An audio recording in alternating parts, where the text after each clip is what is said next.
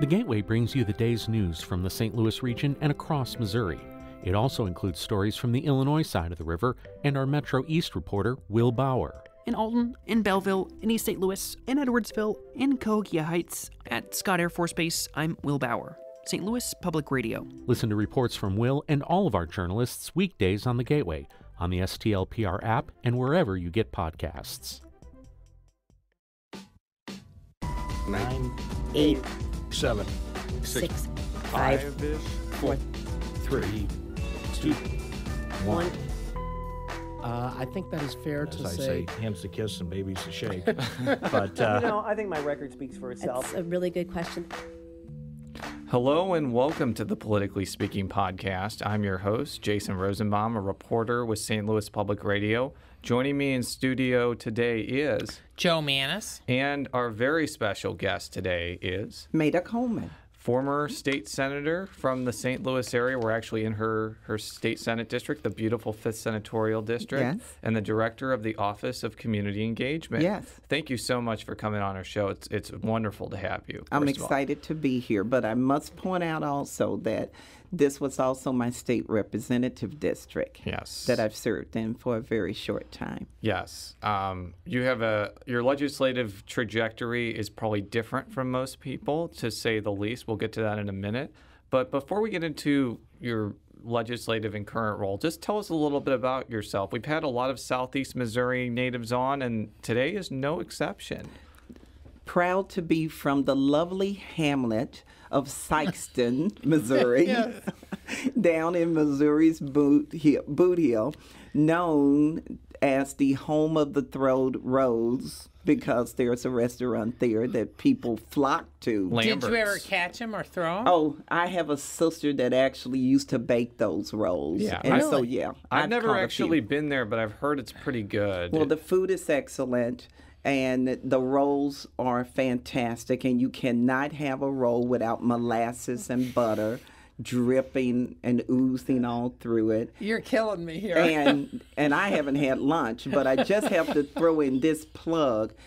One of the other best things about Lambert's is before you even get the food that you order, servers are going around with pots of food and just serving it on the table, and you eat so much before you get your actual order, you're too stuffed to sit there. Yeah, we could talk about Lambert's for hours, but what was kind of your life and career like before you got into politics? Well, on the Sikeston theme, I'm the eldest of 8 kids. We lived on the edge of Sikeston in an area called Sunset. That's where all the blacks lived, on the other side of the railroad tracks.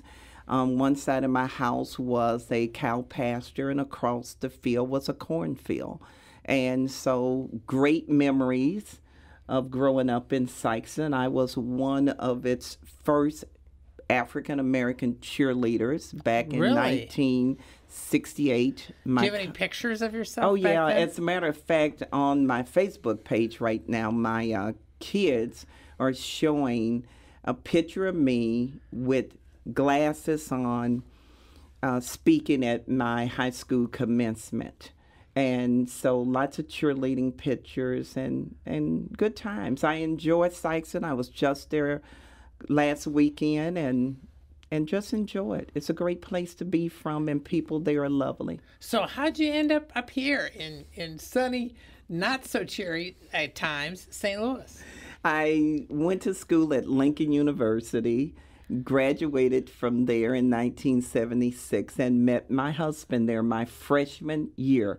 I met my future husband in October of my freshman year. We dated the entire 4 years in college, got married a year after I completed college, and he happened to be from Caruthersville, which is further down there, but his job transferred him here to St. Louis, and that's how he ended up here in 1977. So if I'm not mistaken, you were involved in kind of the Democratic Party committee system before you got elected. You were actually the original 7th Ward committee woman. I don't know if you know this, but there's a very popular Twitter account from the current 7th Ward committee woman, Mary Selesky, I think is her name.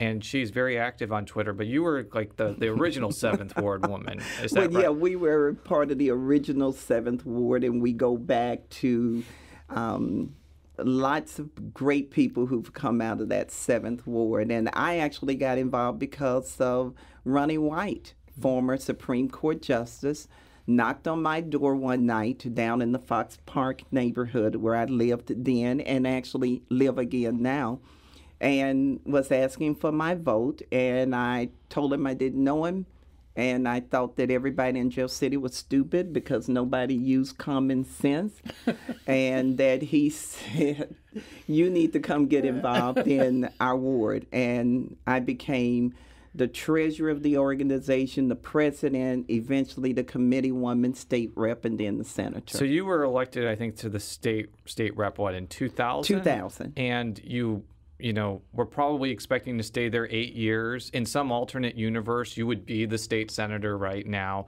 But in 2001, Paula Carter, who had recently been elected to the Senate, passed away very early into her term.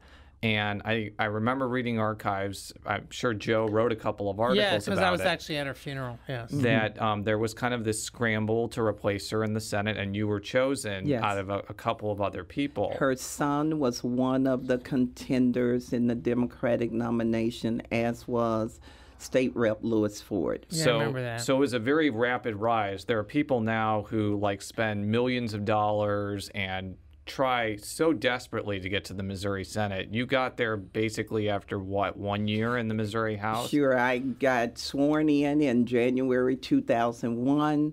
Unfortunately, Senator Carter died in November. In December, I won the nomination, and in February of 2002, I was elected to the Senate. Now, because of the sequencing, and you could only serve one other complete term. Yes. And I think that actually there was a constitutional amendment that would have allowed you to serve another term, but that was before then. You became the Senate Minority Leader. I was there during some of the fiercest battles I've ever seen. You were kind of in the middle of some very controversial policy battles because the Senate was the last line of defense back then before bills went to then Republican Governor Matt Blunt. There were PQs, which we've talked about a lot on these shows. There was insults being traded on both sides. It seemed like a fun time to be in the legislature. Well, I tell you, you can't tell by the color of my hair, but there's a lot of gray that came out as a result of that high number of PQs. I think we probably had the largest number of PQs per session that's ever happened. And we had some pretty interesting people in the Senate at that time. So it was contentious a lot, but I think one of the things that I do pat myself on the back about is that I did try to keep it as civil as possible under my leadership. And, our numbers were dwindling in great haste, and I think the numbers are even lower now. They were, because back when you were minority leader, Northeast Missouri had a Democratic senator, even Southern Missouri had a Democratic senator, and Columbia had a Democratic senator. Right. Now, none of those places have Democratic senators, and for kind of your predecessor, or actually your successor, Joe Kevney, he doesn't have nearly as much to work with as you did. Yeah. But it's a different dynamic because the Senate's not really the last line of defense. The governor is, because he's a Democrat and he can veto things. So it's changed a little bit in that respect. Even more now with this veto-proof legislature. Alleged. Although it depends on certain issues. There's the Republican peel-offs. When you just look at it from the outside, it does look like it's going to be a lot of work to get, where the governor wants to be, but maybe not. You're right. So you were out of the Senate. Then what happened? Because I know some of the tale, but you tell it. So I come back into state government under Governor Jay Nixon. Yeah, but first, weren't you thinking about running for statewide office at one point? Well, back in 2005, I did look at running for the state auditor's seat. Yes. And you know what? It's interesting. I'd forgotten all about that because I tend to put I bad haven't things forgotten out it. of my mind. And the stories I could tell you if we had 100 hours about, you find out, what you're made up of and who your friends are. And there was a lot of dynamics that, now that you've made me think about it, I want to cry. But Way, yes. way to go, Joe. You made our guests cry. So yes, I did your fault look for at bringing that. up those I roles. did withdraw. As a matter of fact, I had a lot of support on the Democratic side and was raising a lot of money. Then a story came out that I had filed bankruptcy Yes. back in 19. Actually, I think I don't I wrote remember that when. story. Joe Mannies wrote the story. My good friend. So, no, you didn't, because you would have told the truth in the story. Because But I did write one. You Now, probably maybe did. I had more nuance So in it. Who what knows? what the story didn't say, it said I filed bankruptcy. What it didn't say is that at the time I was a single mother of 3 children, unemployed, and when I got a job after being unemployed for 11 months, I had the bankruptcy dismissed and paid back every Yes. dime to my Yes. creditors. But it was enough to make people say, oh no, my God, let's jump ship quickly. And so that was the end of that. Okay, so now going forward, you ended up, the governor asked you to. Come into his administration and work in the Department of Labor. And I was there at the division or the Department of Employment Security, where I worked for a year before we had the big disasters. The levee breach down in Charleston, Missouri, called Bird's Point Levee, flooded miles and miles of farmland. We had ice storms. We had the Joplin tornado. So I was put on loan to the Department of Workforce Development to monitor work sites because of a national emergency grant we got to rebuild those areas. Yeah. Then I went to Workforce, and in September of last year, the governor tapped me to come run the Office of Community Engagement. And that's what we want to transition to next. Great. Tell me what this office does and what you've kind of done in the last almost year at this point. Sure. Well, as a result of Michael Brown's death, August 9th of last year, all of that, the governor felt that there needed to be an entity in place to help engage this entire state. Although the office was created as a result of the Ferguson unrest, the goal was to provide resources to get into our communities, because we found that there's this sense of hopelessness, a lack of educational resources, and poverty that came forth. That's been part of all of the discussions of the results of Ferguson's attention that's been given to Ferguson. But those issues are across the state. So we are created to do 3 things: find ways to lift people out of poverty, help create better educational opportunities, and to create jobs. And that's not something that's coming just to the St. Louis area, but all throughout the state we have poor people, and therefore we work as much as we can, not only very heavily in the St. Louis area, but also outstate. What are some of the programs that have kind of come about in your tenure as the leader of this office? Sure. Well, one of the things I found out very quickly is that people are very quick to help support programs that lift up youth. I think in part is because the thinking is that if we get to young people earlier and provide them with more resources, they will become the kind of citizen we all hope to live next door to. So we have several programs that we've been able to really promote for youth. One is underway right now. It's our big summer jobs program, with the goal to employ over 3,500 young people that are financially strapped, live at the poverty level, to put them in jobs across the St. Louis area and in Jackson County. In St. Louis, we're employing 2,000 youth. We have 2,000 jobs and over 8,000 applicants for those jobs. This program has been going on since about the end of May and will probably last into September or so.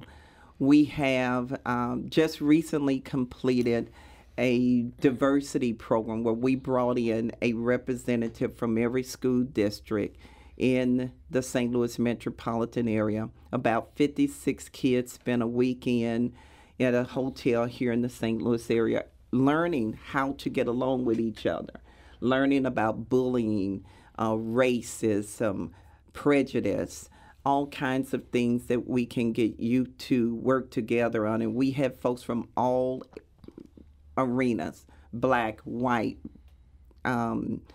gay, Asian, Latino. So just to have a really diverse group. And one of the other programs that we have when it comes to youth is a fellows program that the governor is putting on right now that includes 15 youth from 3 colleges in the St. Louis area and Jefferson City at Lincoln University that we're trying to help them become stronger and better men. Well, I'm glad that you mentioned youth, because one of the things that I noticed right away after the Ferguson unrest was the kind of generational divide in kind of the protesters. You saw kind of the older establishment, and I'm using that kind of generally come out, the NAACP, the organized groups.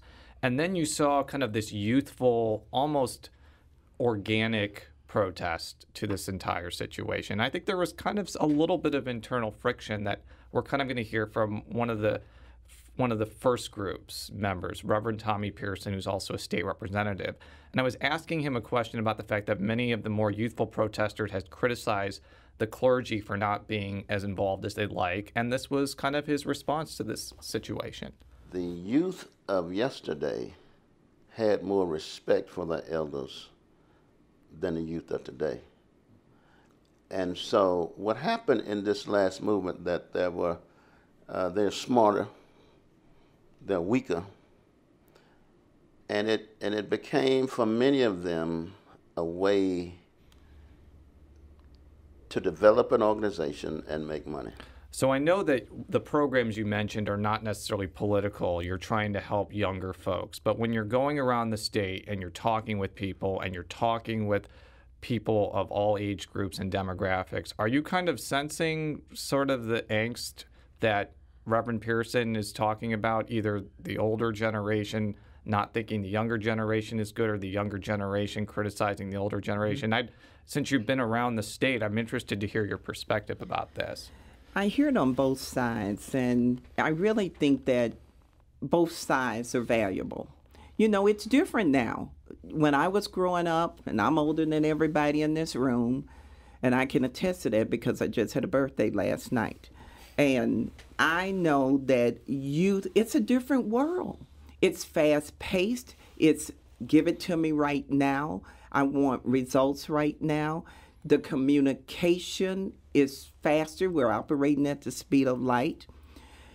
There has been a place for the civil rights movement of the days gone by. It doesn't mean that it wasn't right.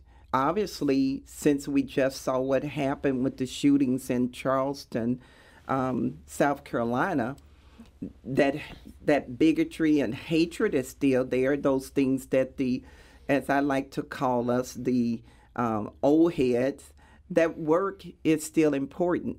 You see a different way of doing that because things travel now at the speed of light, and you got to be able to react that way. And maybe the thinking from youth is that the older generation is a lot slower in getting things done and demanding change. And they certainly know how to ask for those things right now. Now, with all your efforts, there is the fact that the General Assembly hasn't been too keen about this office from the get-go and the state money that was allocated to it. Do you want to give us a status report on what's going on? Sure. I'll just mention that our office was not funded for the 2015 through 16 fiscal year. However, what we did manage to get was an amendment latched on in the House that allows me to administer my summer jobs program. That's basically the work that our office is doing right now. You know, will the office shut down? Well, at some point it will, Now, as we wind down our work. What are we talking about? I mean, is there funding there that's going to allow you to stay on at least for a while? To finish our programs, Okay. to certainly wrap up the things that we're in the process of doing right now. And there's about 3 programs that I'm winding down. Okay. Yeah. You know, the governor believes, as do I, that there needed to be an immediate approach to dealing with the issues that were brought up by Ferguson. And unfortunately, this legislature, I don't think, felt the same way. You know, it's politics to some extent, and this office was created, although I think for very good reasons, by executive order, and you're just going to have some people who don't believe that the governor should exert any power in any manner other than the direction they give him. Well, I'm glad that you mentioned the legislature, because that was going to be my next set of questions. I want to play a clip now from House Speaker Todd Richardson, who was on our show last week. And we were talking kind of about the unfinished business that was left over after the session in terms of Ferguson-related policy. And he had this particular comment to say that I want to have a jumping point off next. But I think we need to be careful when looking at quote unquote a Ferguson-related set of issues and having the entire conversation be about law enforcement. The reality is there are things we can do in the law enforcement space that make sense to do, no question about it. But if we allow that to dominate the conversation, we're missing the broader economic and educational issues that exist, not just in Ferguson, but in places across the state. So from what you have told me for the last 10 minutes, and many of your programs are kind of related to jobs, economics, education, diversity, do you think that maybe the speaker has a point that maybe the focus on just doing law enforcement related things like body cameras or sensitivity training or some of the things that the other states have passed may not be seeing the whole picture, and the legislature may have to deal more organically with some economic and educational related initiatives? Well, certainly I think that he has a good point, but it can't just be about law enforcement because there are just so many big issues. You know, we've had to diagnose issues, figure out ways to implement solutions, come up with ideas. And so there's got to be a very holistic approach, I believe, to all of the things we have to contend with. You know, we've got to meet the needs of the youth. We've got to provide jobs. We've got to deal with the municipal courts issue, which, you know, the legislature fortunately did do some great work on. But it's got to be everybody chipping in and helping out because we've got big problems. And I'll tell you this, August 9th is coming. And the world is going to descend as far as the media back here in St. Louis again. And they're going to be wanting to see what have we done to move forth since Michael Brown's death. What programs are in place? What's coming along? What's happening? You know, are we going to be able to say that we've done some good things that is moving this area forward? Yeah, because a lot of, some people in the legislature, especially on the Democratic side, and especially within the Black Caucus, say what the legislature did over the last session was relatively inadequate. I mean, the municipal courts bill kind of gets brought up all the time, but a lot of the things that I just mentioned that have actually passed in other states didn't end up getting passed for various reasons. Mm-hmm. So is the media going to come here, and by the media I mean the national media, and they're going to be like, not much has been done? Or do you think there has been some progress? I remember seeing a media story, I think the BBC, the British BBC yes. ran a report that talked about the lack of change that buildings are still burned down and not removed yet along West Florissant, and no one seems to have any clear answer to what's next. That is not something that I want to hear from around the world when people cover what's going on in St. Louis. There are a lot of people who didn't even know the difference between St. Louis City and St. Louis County, where Ferguson is located. And if you don't know that, even within Missouri, how can we expect people from all over the world? Trust, that was a pet peeve of mine as well, but I'm sure that was a pet peeve of many people. Yeah. But continue. Well, those of us who love and understand this region, my goal as the director of the Office of Community Engagement has been, I think, at the end of all of this, 20 years from now, when another big incident happens somewhere in this country, I want people to say, call Missouri. They got it right. They fixed the problems we had. So I don't want the media coming here in August on the first anniversary of Michael Brown's death saying they've not put forth anything that's going to last.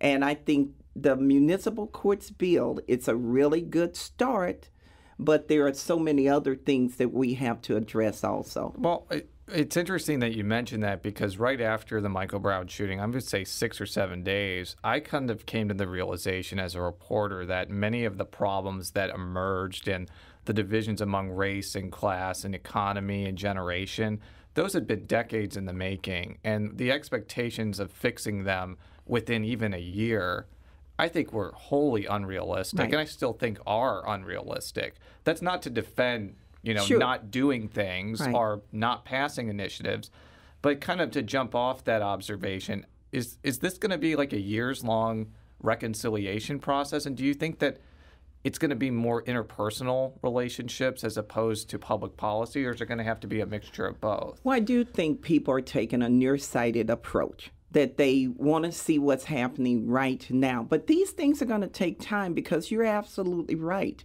They didn't happen overnight. While there are many of us who always knew about the problems with the courts, I don't think all of us knew to the great extent that, revenue was being made in these communities off of the backs of traffic fines. I think that this has been long coming, and it's going to take time to solve these problems.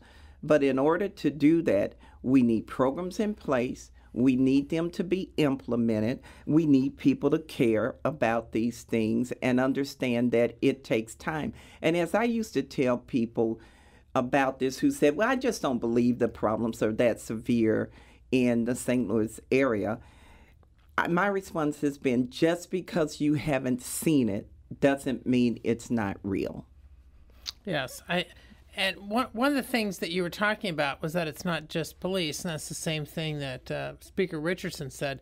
Are there particular things, being a former legislator yourself, that you would like to see the legislature look at? I mean, are there specific things, like one or two, that you think they really need to look at this or that? Well, I would just have to say that actually in my role as the director of this office, I've been staying as far away from politics as possible. So I have absolutely no opinion. Well, I mean, I'm not talking talking politics, but I'm talking, policy. Policy, which you would have a role in. Certainly education.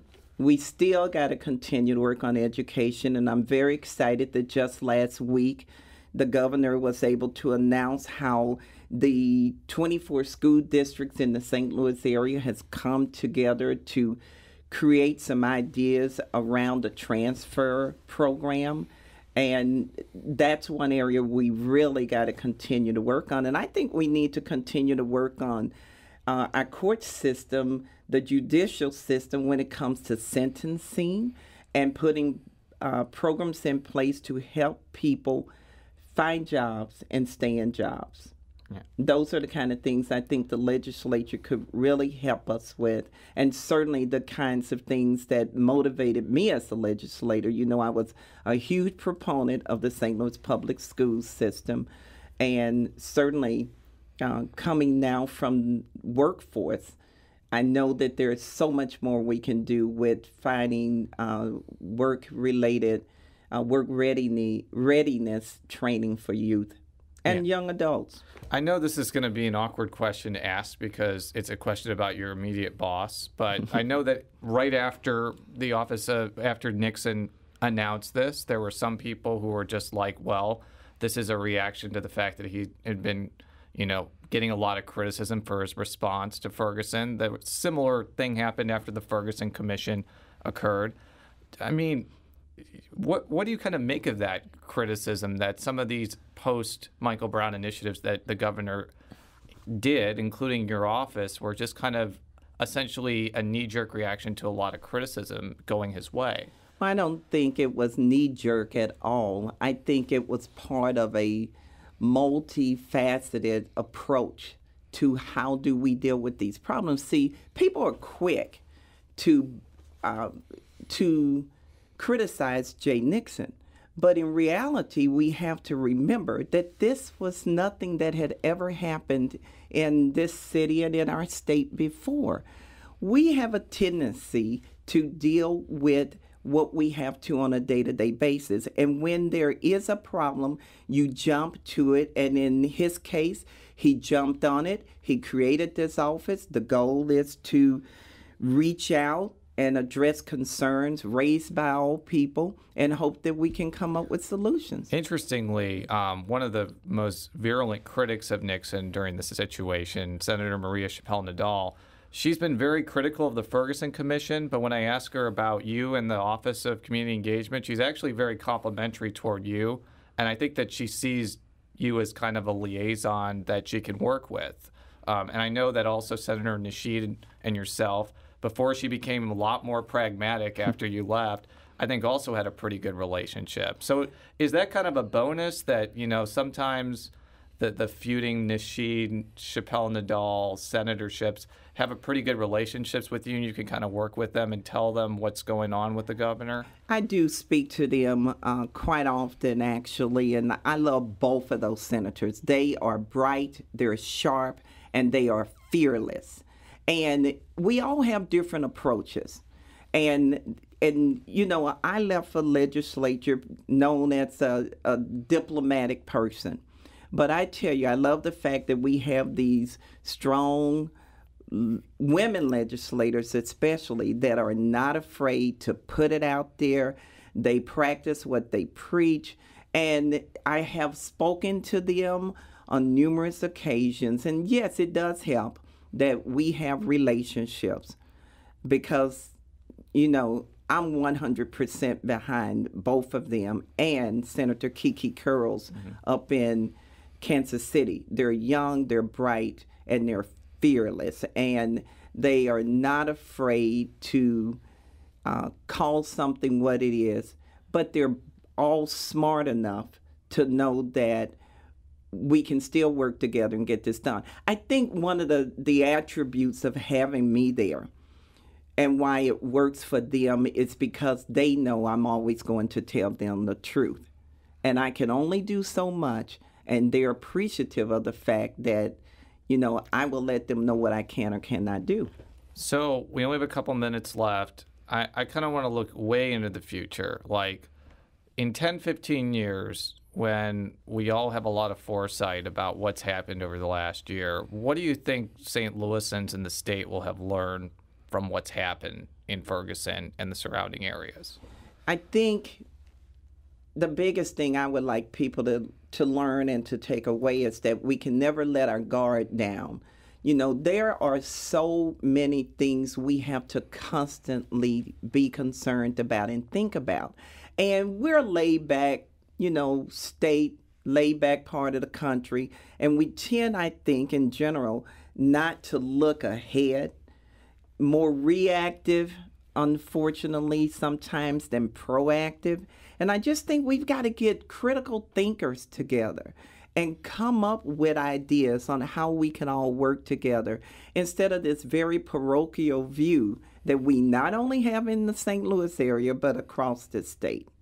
And I get all over it. And I love the people in Missouri. I think we have amazing people who want to create a great lifestyle for everyone. We've got to be prepared for whatever comes. And I think more importantly, even than being prepared, is receptive to working with each other to create solutions and not automatically assume that your side can do it better than the other. Let's just get it done. Those are words of wisdom from Maida Coleman. I think that's a great way to end the show. Thank you so much for coming here today and talking with us. To close us out, you can find all of our stories at stlpublicradio.org. You can follow me on Twitter at @JRosenbaum. You can follow Joe on Twitter at @JMannies. That's JMannies. I don't think you're on Twitter, but I do want to give you the opportunity just to say where you can find out more about the Office of Community Engagement. The Office of Community Engagement website address is oce.mo.gov. You should get on Twitter, by the way. I think you'd be fantastic on it. But been on it. And been there, done that. Well, maybe not. Thank you very much, as always. And until next week, so long.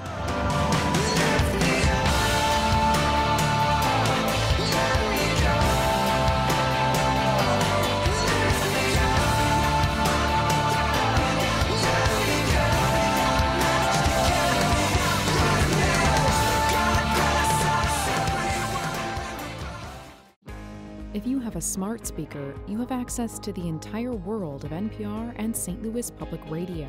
All the latest news and all the captivating stories.